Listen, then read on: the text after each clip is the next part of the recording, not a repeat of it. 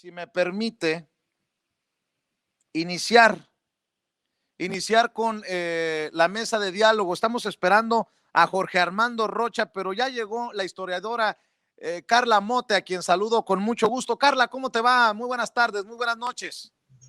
Hola, querido Vicente. Buenas tardes, buenas noches y muchísimas gracias nuevamente por permitirme estar en tu espacio. El espacio de todos, el espacio de todos. Carla, también saludo al mejor flautista de México, al maestro Horacio Franco, a quien me da mucho gusto ver. ¿Cómo estás, Horacio? Un abrazo. Mi querido Vicente, querida Carla, un abrazote y pues un honor estar con ustedes aquí de nuevo en la mesa de los lunes. Muchas gracias. Mientras esperamos a Jorge Armando Rocha, ¿por qué no le entramos nosotros y empezamos con este discurso del presidente Andrés Manuel López Obrador en el evento por el natalicio de Simón Bolívar? Muchos se han burlado, incluso burlado del presidente Andrés Manuel López Obrador por su insistencia en la soberanía, por no ser patio trasero de nadie, por dejar de ser tierra de colonia. Dice el presidente, ¿realmente México está tomando ese liderazgo? Vemos a Andrés Manuel López Obrador hablando incluso por otras naciones. ¿Cómo ven este discurso? A mí en lo particular me emocionó ver y escuchar al presidente Andrés Manuel López Obrador este fin de semana, Carla. Bueno, para quienes se han burlado del evento que tiene tintes diplomáticos, porque es una conmemoración histórica a la que acudieron diplomáticos, embajadores, representantes de otras naciones, pues pensemos que se estarían también burlando de la propia asistencia de diferentes países a este evento, que avalan con su presencia, con su participación, una iniciativa que sí es conmemorativa, pero que toma este pronunciamiento geopolítico por parte del presidente Andrés Manuel. Para empezar, iríamos por ahí. No es únicamente un presidente que está diciendo de forma solitaria pues sus ideas acerca de la política exterior de México y la relación que debe haber con las otras naciones latinoamericanas, sino que aquí pues estamos ante un evento con todas las de la ley, en donde participan diferentes países y cuyo motivo tampoco es algo nuevo. El presidente, pues, habló de toda la trayectoria histórica de Simón Bolívar y todo lo que simbólicamente también esta figura implica para, pues, la tan anhelada por muchísimas décadas, la Unión Latinoamericana. Y es una unión que sin duda, históricamente por la propia preponderancia de Estados Unidos en las decisiones latinoamericanas, pues implica, digamos, hacer cierta bloque de oposición, no una oposición bélica, sino una oposición también de unión latinoamericana frente al liderazgo y también, hay que decirlo con todas sus letras, en ocasiones, intromisión imperialista de los Estados Unidos.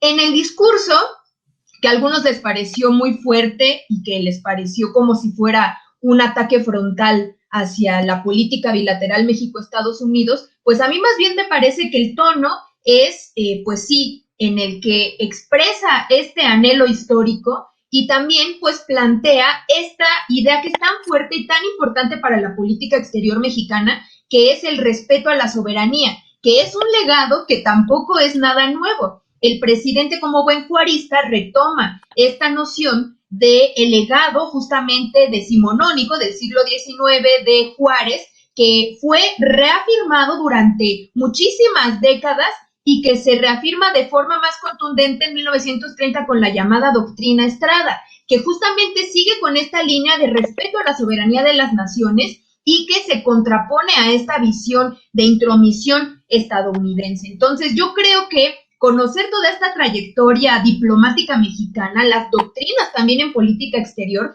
pues llevaría a muchas personas que lo vieron como una confrontación a ponerlo en su justo contexto histórico y a pensarlo como una continuidad con anhelos que no han sido únicamente mexicanos y que en la unión del bloque latinoamericano que ocurrió en la primera década del siglo XXI, en el que México se vio excluido por estar pues encabezado por un gobierno de derecha.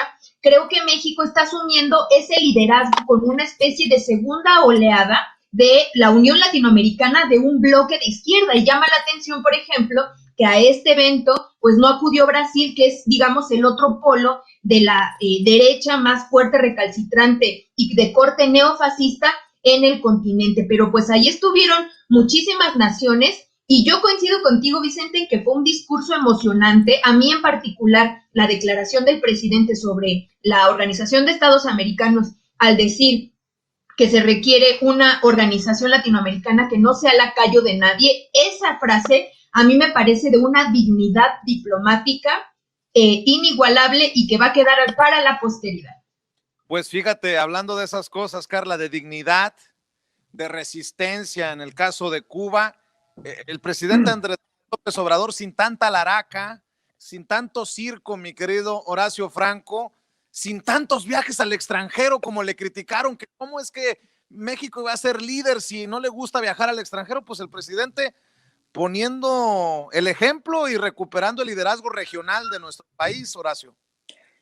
Yo creo que Andrés Manuel López Obrador lo que hizo, además de ponderar a la relación multilateral que debe tener México con Latinoamérica y que debe ser de igual importancia, por ello, pues al ser un área común, ¿verdad? De toda esta región, como si hubiera soñado desde los 70s en realidad, pero pues no nos dejaron, ¿no?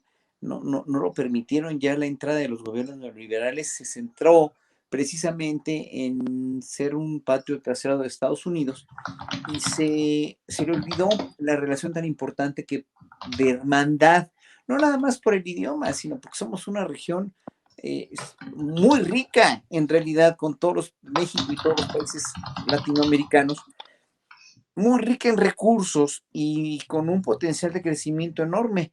Lástima de todas las dictaduras militares que han sufrido de derecha los países latinoamericanos también en los 70s y los 80s, que los dejaron también devastados en muchos sentidos, y no propiciaron una unidad, no se pudo propiciar una unidad congruente y coherente con un sino común para Latinoamérica.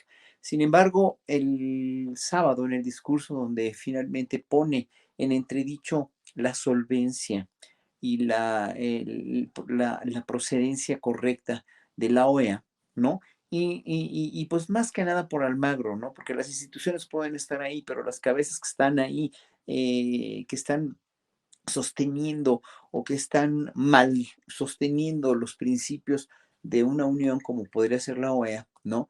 Y Almagro pues traicionó muchos de sus principios, ¿no? De sus mismos principios con los que entró hoy por hoy, ¿no? Habiendo patrocinado literalmente un golpe de Estado en Bolivia, nada más por decir una cosa de las que no ha hecho bien.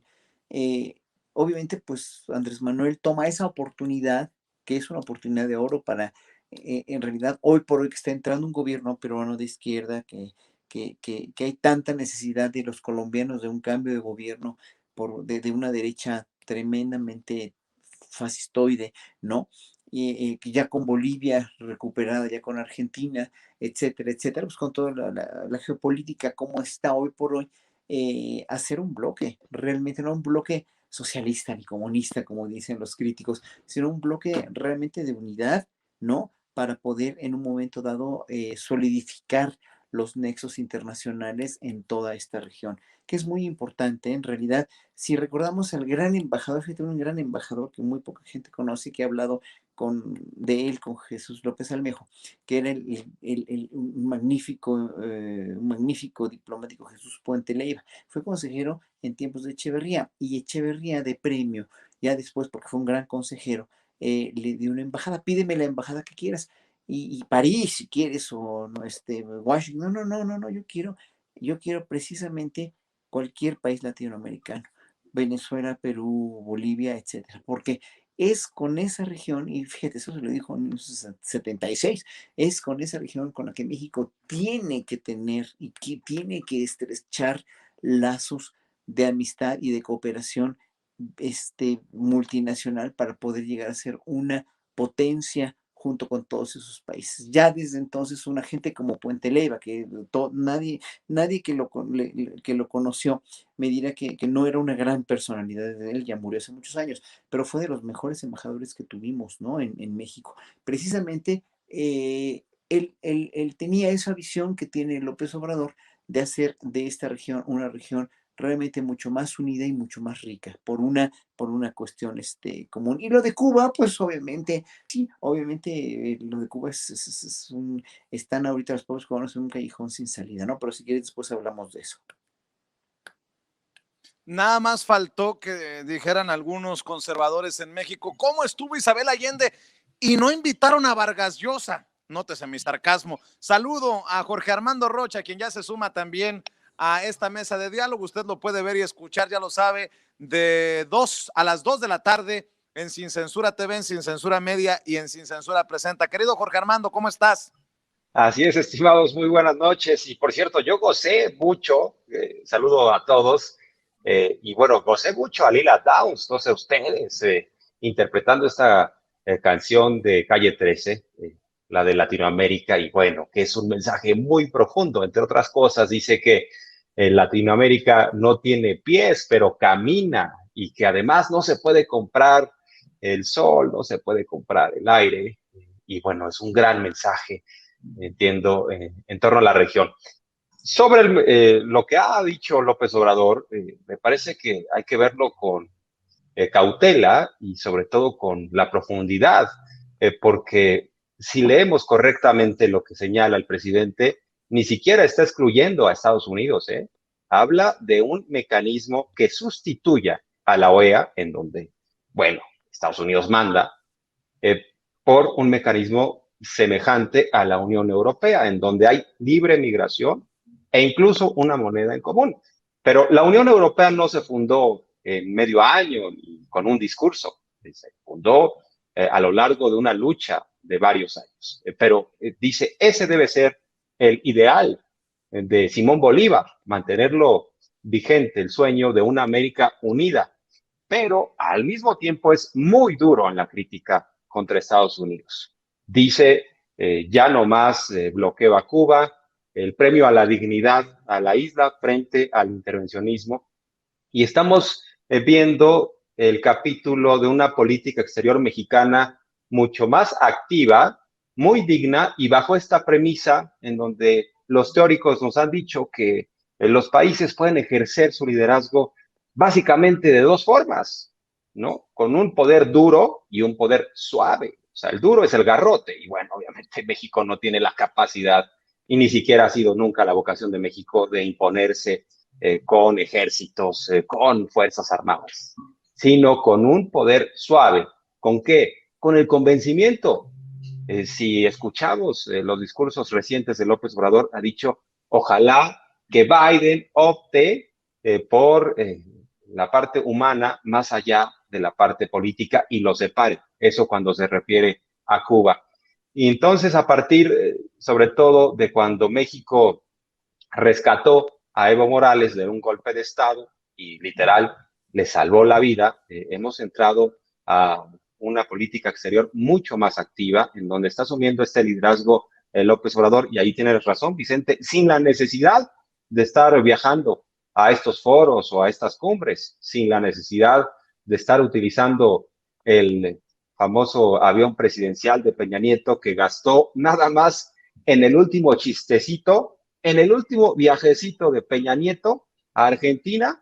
Por servicios de internet le metieron 7 millones de pesos. Yo no sé a qué empresa contrataron, yo no sé si fue una triangulación, pero eso cobraron, nada más para que Peña Nieto ya en el ocaso de la administración tuviera acceso al WhatsApp, porque además ya ni siquiera estaba comprometido, ya se estaba divorciando, ya nada más para que él checara, revisara su Instagram, pues 7 millones de pesos. Pero bueno, no me salgo del tema, yo insisto, creo que estamos viendo momentos fascinantes, y ahí están los mensajes de López Obrador. Vamos a ver cómo cada estado independiente toma estos mensajes, y sobre todo qué dice Biden, porque ya sabemos que pues Washington ha sido un gobierno muy intervencionista en la región. No será fácil que puedan digerir estos mensajes, pero hay que empezar por algo y es el inicio de un camino, me parece. Y a nivel nacional, querida Carla, Horacio, Jorge Armando, se empieza a agrupar el PRIAN-RD, esta alianza putrefacta rumbo al 2024, y levanta la mano, hace un rato lo mencionaba, Enrique de la Madrid, denme su opinión. Enrique de la Madrid, con mucho respeto lo voy a decir, un político de medio pelo, desde mi perspectiva, ex secretario de Turismo con Peña Nieto, a quien cuando vi con Gustavo de Hoyos y con Claudio X González acá en un evento de la campaña en Sonora de Borrego Gándara, por ahí dije yo, qué extraño, se me hace que lo van a candidatear para algo. Bueno, pues se destapa como posible opción para la alianza opositora para el 2024. Y no hay coincidencias, porque también por ahí veía un tuit de este Cuadri que hablaba de cómo se tiene que fortalecer el PRIAN-RD, la alianza opositora rumbo al 2024. ¿Será? Digo, un político de medio pelo, pues no digo, la verdad no creo que sea muy conocido por la gente, pero es lo mejor que tiene la alianza opositora rumbo al 2024. Caballada flaca, en algún momento lo hemos dicho, Carla Mote. Muy flaca. Yo creo que pues vamos a ver en los próximos 3 años, bueno, ya menos de 3 años, a diferentes personajes que van a alzar la manita. Y bueno, aquí está uno, como dices, poco conocido, prácticamente pues desaparecido de la escena pública y política, que no tiene presencia mediática, pero pues yo creo que va a ser una constante. Y otro tema es que pues se vaticina que la alianza opositora va a ir justamente en coalición, porque de otra forma pues yo no creo que les den los números si es que quieren pues tener alguna posibilidad rumbo al 2024, tendrán que ir en coalición y eso implicará un proceso de negociación intrapartidario y entre ellos mismos para que pues logren llegar a un consenso de pues a quién postulan. Por lo pronto, pues da la impresión de que hay como que cierta presencia, al menos mediática, de personajes del PAN, pues por ahí se puede hablar quizá de que vuelva a estar Ricardo Anaya en la boleta, pero pues tendrían que negociarlo con los otros partidos. Entonces ese proceso va a ser muy interesante, también a la luz de que pues si un solo partido no tiene una figura fuerte, juntando tres y teniendo que negociar entre ellos, pues va a ser triplemente complicada la designación o selección interna que tengan que hacer. También ya se vio en la Ciudad de México, pues a Xóchitl Gálvez, panista, que también ya alzó la manita para la jefatura de gobierno, y bueno, pues igualmente tendrá que negociarse entre los partidos políticos. Yo a ella no la veo muy fuerte en la Ciudad de México. Sin embargo, pues eso, yo creo que vamos a estar observando a diversos personajes, pues que vamos quizá a ver un desfile de intenciones y pues todavía falta mucho tiempo para la sucesión, ya iremos observando. Así es. ¿Qué piensas, Horacio Franco, de este destape?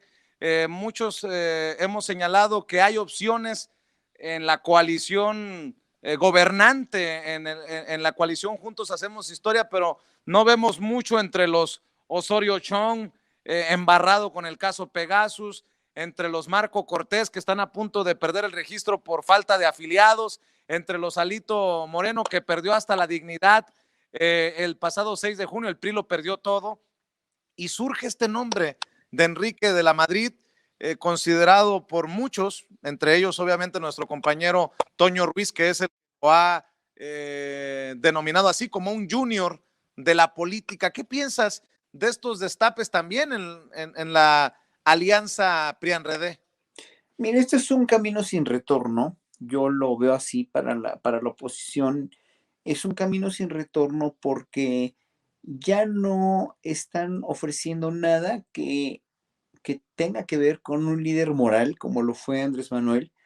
Durante tantos años se buscó la La presidencia durante tantos años estuvo recorriendo el país, durante tantos años construyó una carrera cimentada, fundamentada, estructurada políticamente hablando, con una visión de mucha resistencia, de mucha resiliencia, de mucho aguante, con tantas calumnias, tantas injurias desde que era jefe de gobierno.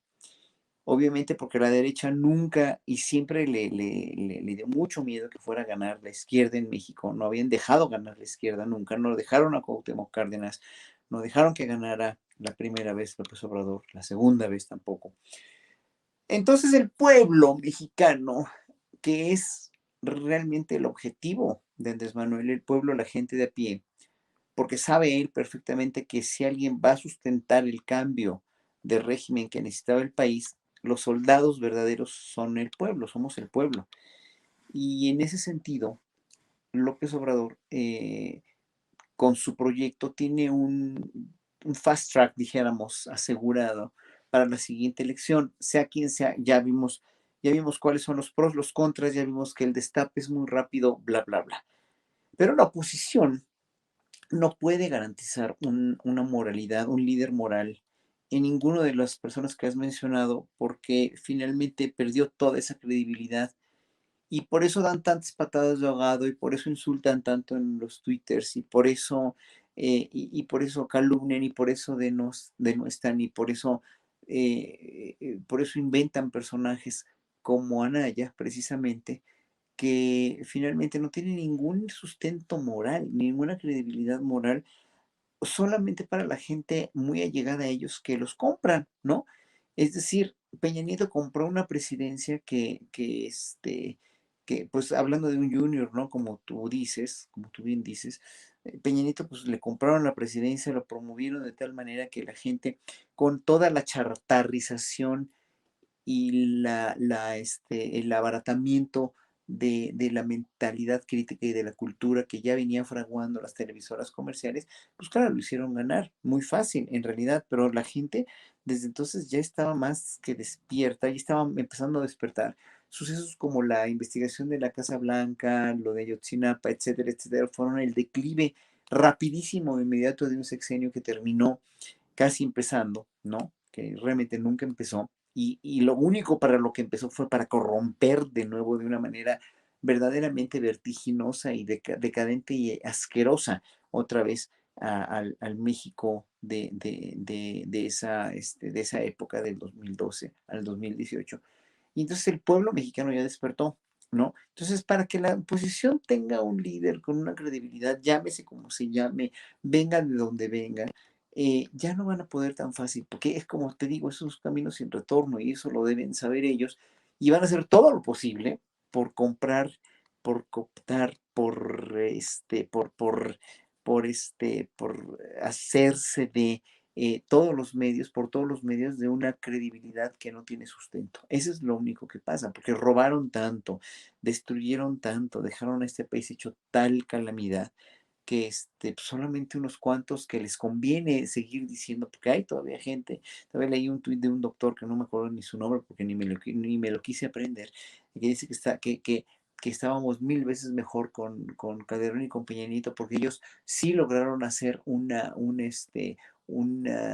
situación económica en la cual todos iban, todos éramos más ricos, pues estábamos mejor económicamente. Bueno, él y mucha otra gente sí, pero la mayoría del pueblo mexicano estaba sumido en la miseria y siguen sumidos en la pobreza porque esto no se arregla tan fácil, esto no es de 3 años, es de más.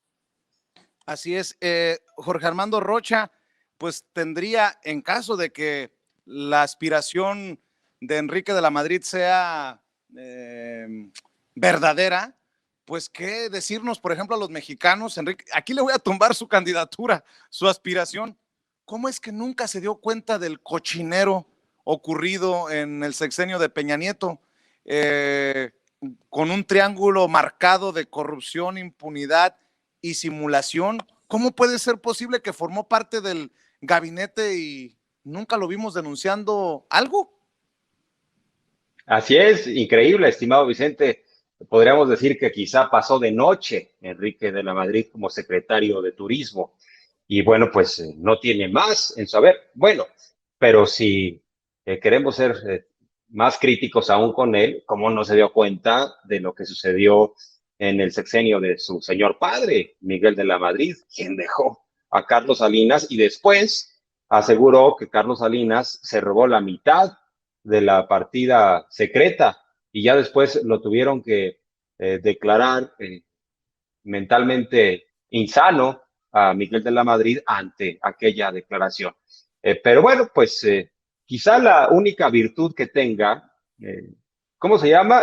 Porque hasta no puedo recordar su nombre, pero este señor de la Madrid, exsecretario de Turismo, quizá la única virtud que tenga es precisamente que no tiene un historial cuestionable porque pues estuvo en un puesto que básicamente era para lavarle la cara al régimen y hablar bien con otros países de México, por supuesto, como secretario de Turismo, pero quizá esa sea la única virtud, porque están muy vistos y muy cuestionados Osorio Chong, Ricardo Anaya, que recibió los sobornos, que triangulaba con empresas fachada, o sea, los otros, pues están muy cuestionados, quizá sea su única virtud, pero lo peor de todo es que puedo apostar, Vicente, Carla, Horacio, que si revisamos la actuación de este señor Enrique de la Madrid al frente de la Secretaría de Turismo, seguramente brinca algo, seguramente debe haber algo,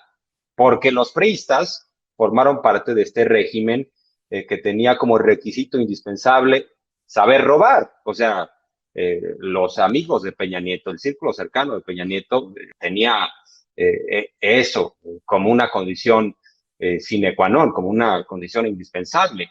Y lo que robaban, lo que hurtaban, buena parte se lo reportaban a Peña Nieto, que ahora sabemos que la PGR está investigando a un operador de Peña Nieto que le llevaba las maletas en efectivo de Los Pinos a un lugar en el Estado de México que le llamaron, imagínense ustedes, el Museo del Presidente. O sea, el valor simbólico, la carga simbólica que tiene que le hubieran llamado a esta bodega el Museo del Presidente, bueno, el Museo de la Corrupción.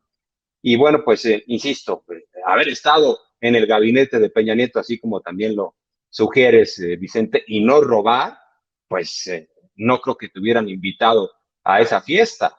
Todos tienen serios cuestionamientos. Todos utilizaron su cargo para beneficiarse, para beneficiar al régimen y quedar bien con el presidente de la República. Pero como sea, también lo que debemos de cuestionar es que la oposición hoy en día no tiene proyecto, o les pido a mis queridos Horacio y Carla que me digan cuál es el proyecto de la oposición, porque primero creo que tendría que comenzarse por ahí. ¿Cuál es el proyecto? O ya de plano, que se quiten la careta y nos digan, el proyecto es la restauración del viejo régimen y que volvamos a robar los que siempre hemos robado en este país. Jorge Armando Rocha, te voy a decir como Chabelo, te voy a poner una espantosa X. Ese es el plan maestro de la oposición. Entendió el que entendió por la espantosa X. Pero bueno, déjenme proponerles otro tema. Hay muchos despistados, creo yo despistados, que hasta se sintieron atribulados, algunos hasta decepcionados, que en medio de este último estirón rumbo a la consulta popular del 1 de agosto, o sea, del próximo domingo, leyeron el tuit de Santiago Nieto, el titular de la Unidad de Inteligencia Financiera, y creo que muchos estuvieron a punto de que les diera el soponcio. Escribió Santiago Nieto, muchos de los delitos que hubieran cometido los expresidentes se encuentran prescritos. Por ello, la consulta busca esclarecer los hechos del pasado, un mandato claro para una comisión de la verdad en temas de corrupción en México. Yo no veo nada de extraño en un tuit de Santiago Nieto de esta magnitud. En efecto, muchos de los delitos que pudiéramos achacarle, por ejemplo, a Salinas, pues ya prescribieron, pero queremos saber la verdad, que es un derecho básico para la sociedad, Carla Mote, y yo sí quiero una comisión de la verdad, y si hay algún delito que aún no ha prescrito. Por cierto, los delitos, los crímenes de lesa humanidad no prescriben, y corríjanme si estoy equivocado. Habría la oportunidad de ir por esa vía en más de uno de los casos. Carla Mote, dame tu opinión. Yo creo que es un anhelo incuestionable que, bueno, quizá muchas personas lo leyeron como si fuera una especie de crítica al proceso de consulta, pero yo creo que hay una variedad, desafortunadamente, tan amplia de delitos cometidos en el pasado que habrá algunos que puedan ser llevados a juicio y otros que por esta temporalidad pues requerirán otros procedimientos. Yo creo que pues ante este panorama y la impunidad que ha sido pues mayoritariamente pues la vigencia, lo que comúnmente pues se ha visto en nuestro país, pensar en que pues haya un proceso colectivo de exigencia de justicia tendrá que en su momento, si es que este primer ejercicio de ciudadanía participativa y de democracia directa llega a tener el número de votos requerido de acuerdo con esta reglamentación que tiene topes altísimos para hacerla vinculante, pues que buscarse los mecanismos judiciales, legales, para pues empujar a las fiscalías a pues que hagan su trabajo. Entonces, yo creo que aquí pues estamos justamente ante cuestiones que tienen que ver con la propia jurisprudencia, y ya los especialistas creo que podrán determinar y decirnos a la ciudadanía que, pues, cuáles son los procesos que se pueden llevar a cabo. Yo creo que la intención en sí, y que es clarísima, es justamente empujar este ejercicio de justicia colectiva y de resarcimiento que otorga, pues, por primera vez en la historia y de forma inédita, esta consulta, que también hay que decirlo y hay que insistir en ello una y otra vez. Este es un primer tema que es de primer orden a nivel nacional, que pues ocupa y le puede traer justicia a miles de personas que sufrieron en primera persona las decisiones, las malas decisiones de los gobiernos pasados, e incluso también de los presentes, porque podrían también en el futuro pues llevarse a cabo ejercicios similares. Pero también la consulta en sí misma es un ejercicio pues que justamente permitiría abrir un abanico de opciones, de oportunidades, si es que la ciudadanía organizada se compromete a empujar sus propias agendas. Es decir, más allá de verlo como un derroche o un ejercicio innecesario, yo creo que es justamente un proceso que busca empujar una democracia que por primera vez en México, o que pueda en el futuro pues tener mayores alcances y posibilidades. Entonces, más allá del ejercicio de justicia, que es primordial, pues la herramienta proporciona otras posibilidades para la ciudadanía organizada. Entonces, bueno, este tuit de Santiago Nieto, que vino a levantar mucha polémica, pues yo creo que tenemos que verlo como una opción, ¿no? Entre otras que se tendrían que ir analizando en su momento, pues dependiendo de pues esta larga lista de crímenes que pueden ser llevados justamente a juicio o a comisiones de la verdad gracias a la participación ciudadana. Entonces, de nuevo, reiterar que esta es una posibilidad abierta a futuro y que cambia de lleno la forma en la que pues ejercemos la democracia las mexicanas y los mexicanos. Desde mi perspectiva, tan importante que se aplique la ley en caso de que no haya prescrito algún delito, como la propia Comisión de la Verdad. Va a sonar muy duro lo que voy a decir, pero sin una Comisión de la Verdad, muchas víctimas de la Alemania nazi no hubieran conocido la magnitud de las atrocidades. Yo pregunto a los mexicanos y mexicanas que nos están viendo y escuchando, ¿queremos conocer la verdad de lo ocurrido en tiempos de Calderón con la lucha contra el narcotráfico? ¿Queremos saber la verdad de lo grosero de la corrupción en tiempos de Peña Nieto? Yo sí. Mi querido Horacio Franco, te escucho. Tú lo has dicho, ¿no? Y Carla también lo anunció muy bien. Y yo nada más quiero agregar que aquí hay una cuestión de justicia histórica, de memoria histórica, y de no nada más la sede de justicia, ya todos los vericuetos jurídicos en los cuales estén dijéramos ya derivados de toda esta consulta, pero el valor histórico, y ahí quiero ser muy incisivo, el valor histórico, por una parte, y la catarsis de la población, la catarsis, esta catarsis que es necesaria para que finalmente se haga un hito histórico, esta consulta popular va mucho más allá, porque sabemos además que jurídicamente sí va a ser difícil, teniendo una fiscalía que está tan lenta, en mi parecer y al parecer de muchos también, ¿no? Teniendo además, pues sí, la misma premisa del presidente, que él dice, bueno, mi sed no es mi fuerte no es la venganza, no tengo, no es una venganza aquí, yo le diría al presidente, es una cuestión de justicia necesaria, pero ya de por sí, y ese es un hecho innegable, además, todos estos personajes, y no nada más todos estos personajes, sino, mira, hoy me enteraba de un subsecretario en tiempos de Choifet que compró aquí cerca de mi casa un penthouse de 19 millones de pesos en preventa y que compró el penthouse de abajo también el piso de abajo para no tener vecinos. O sea, un subsecretario que gasta 38 millones en un penthouse. Dices, no, no es posible. O sea, pero es un personaje que ni sabemos su nombre porque yo no sé ni cómo se llama. Pero, o sea, ¿cuántos funcionarios de todos esos sexenios no robaban y robaban y robaban y hacían negocios y hacían tranzas? O sea, en verdad no nos podemos dimensionar un poco el caso, ¿no?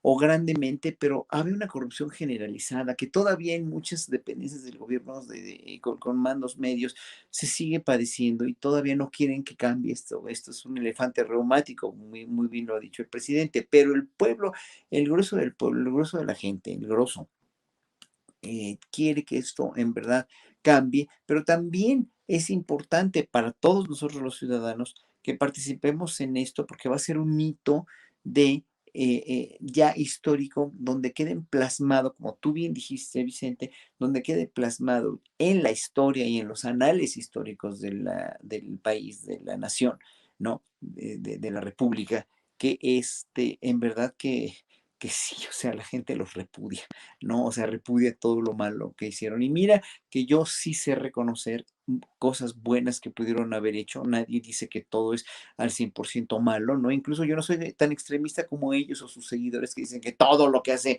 el gobierno de Andrés Manuel es malo per se, ¿no? Que todo está hecho una catástrofe, lo cual sabemos que no es cierto, ¿no? Yo tampoco digo que ellos fueron o sea, que fueron al 100% malos, no debieron haber, había dependencia, había gente brillante trabajando ahí y no lo vamos a negar en muchos sexenios, pero fue tal la voracidad y fue tal la corrupción de todo lo que permitieron y fue tal el despojo que hicieron a la población que todo esto ya ensombreció todo lo bueno que hubieran podido hacer. Lo siento mucho por ellos porque finalmente ya hoy el repudio popular es muy grande, pero la historia se los tiene que seguir cobrando más caro. Y con esta consulta valga lo que valga jurídicamente, eche los resultados que tenga que echar jurídicamente. La cuestión aquí es fundamentalmente que tiene que ser un hito histórico para que en verdad el pueblo pues sí juzgue o no una cuestión que ya jurídicamente, como digo, va a ser procedente o no. Ahora sí que en la conciencia de las fiscalías y de esta fiscalía y de las que siguen se los dejo, ¿no? Pero México ya se merecía es un ejercicio como este. Dice Ricardo Monreal que la consulta sobre juicio a expresidentes difícilmente alcanzará el 40% de la participación. Yo decía hace rato, Jorge Armando, pues no ayudes, compadre, literal. El que mucho ayuda el que poco, ¿cómo dice? Mucho ayuda el que poco estorba o algo por el estilo. Bueno, en ese sentido también, Así por lo que es. está diciendo Horacio Franco, Jorge Armando, el cofundador de Justicia Transicional MX, Jorge Carlos Peniche Vaqueiro, señala que la prescripción de los delitos no es un obstáculo para iniciar un posible juicio contra los expresidentes Carlos Salinas, Ernesto Zedillo, Vicente Fox, Felipe Calderón y Enrique Peña Nieto, porque los fiscales podrían seleccionar los ilícitos por los cuales aún se les pueda investigar, además de que las penas de las imputaciones son altas y no es probable su prescripción. Agrega que se pueden encontrar crímenes que no hayan prescrito. Eso también depende de la creatividad de los fiscales y de los jueces, pero más allá de los fiscales de decir cuál es el plazo de prescripción de X o Y delito, ya valió madre, pues andamos todavía preguntando cómo duerme el niño Emilio Lozoya después de un año, hablando de la fiscalía, Jorge Armando. Bueno, pues sí, tiene razón en lo de Monreal, mucho ayuda al que no estorba. Y bueno, pareciera que da elementos para que quienes intentan desincentivar la participación ciudadana digan, sí, ya ven, no vale la pena, ¿para qué vas? No, no tiene sentido. Pero claro que lo tiene y claro que va a ser un mensaje muy poderoso de la ciudadanía en contra del viejo régimen y de los expresidentes para abajo, porque además la pregunta incluye a los expresidentes y a los exgobernadores, exsecretarios, porque se quedó incluso más amplia. Habla de los actores que cometieron posibles ilícitos y de este necesario esclarecimiento del pasado. Pero, a ver, vayamos clarificando la situación. Lo que es válido para Luis Cárdenas Palomino no es válido para Felipe Calderón. Hoy Reforma publica que la FGR está investigando a Luis Cárdenas Palomino en la posible comisión de un delito que constó en haber recibido sobornos del cártel de Sinaloa y los llevó a Estados Unidos con empresas fachadas. Si ese delito es válido para Luis Cárdenas Palomino, por supuesto que es válido para Felipe Calderón si estuviera directamente involucrado, por poner un ejemplo. O en el caso de Lozoya, lo que es válido para Lozoya no es válido para Enrique Peña Nieto, por supuesto que sí. Y obviamente estoy de acuerdo con esta visión jurídica, porque ya sabemos que también los abogados, pues depende de qué lado estés, y hay argumentos a favor y en contra, pero depende también de mucha creatividad, de decir, a ver, ¿qué catálogo de posibles delitos hay y qué le fincamos a cada uno de los expresidentes y a sus operadores? En ese sentido, bueno, en lo que hace a sobre todo el debate de si se va a lograr o no la cifra, que va a ser difícil porque además tenemos al árbitro en contra, vamos a ir a un partido, los ciudadanos y ciudadanas ya sabemos, en donde el árbitro quiere que se termine rápido, que no haya discusiones y que cuando apenas la gente esté viendo y esté llegando, ya, se terminó el partido y lo siento mucho. Estamos en esas condiciones, pero el mensaje que se va a enviar es muy poderoso en contra del viejo régimen. Y ahora sí, que aunque no alcancemos la cifra, les tomamos la palabra de que la ley es la ley no se consulta, la ley se aplica. Y me parece que también detrás de esto hay una jugada de ajedrez que algunos no han leído. ¿Qué quiere en el fondo López Obrador, el presidente? Que estas instituciones de procuración y de impartición de justicia tengan el impulso ciudadano para que procedan, porque debe ser muy difícil para un fiscal, así, nada más por salir a señalar que la ley es la ley, a abrirle una investigación a Peña Nieto o a Felipe Calderón y consignarla ante un juez, porque eso requiere que haya un empuje, porque no es fácil, insisto, estos hombres están vinculados aún a grupos de poderes fácticos, pueden reaccionar y lo que se pretende es que no se sientan solos, que se diga esto no es cosa mía, no es cosa personal, es cosa de lo que quiere el pueblo. Entonces, ya para no repetirme con mis compañeros que siempre son muy lúcidos, hasta ahí la dejo sobre este tema, estimados. Mi querido Jorge Armando y muchos compañeros más estarán formando parte de una extensa cobertura a la que también están invitados, obviamente, Horacio, querida Carla, el domingo en la jornada de la consulta, así que les pido que estén el domingo al pendiente todo el día, 1 de agosto, en Sin Censura TV, Sin Censura Media y Sin Censura Presenta, y que también de lunes a viernes no se pierdan a Jorge Armando Rocha a las 2 de la tarde. ¿En dónde más te encuentran, Jorge Armando, para que te apoyen? Periodista, esa es mi cuenta, estamos en comunicación permanente, les insisto, a través de mi cuenta de Twitter, @RochaPeriodista, y estamos dando lata en comunicación. Muchas gracias, estimado Vicente, gracias a Carla y a Horacio. Claro que sí, gracias a ti, Jorge Armando Rocha. Horacio, nos despedimos invitando a la gente para que también te apoye en redes sociales. Bueno, estoy en Twitter como Horacio Franco, en Instagram y Facebook como Horacio Franco Flautista, y en YouTube también como Horacio Franco.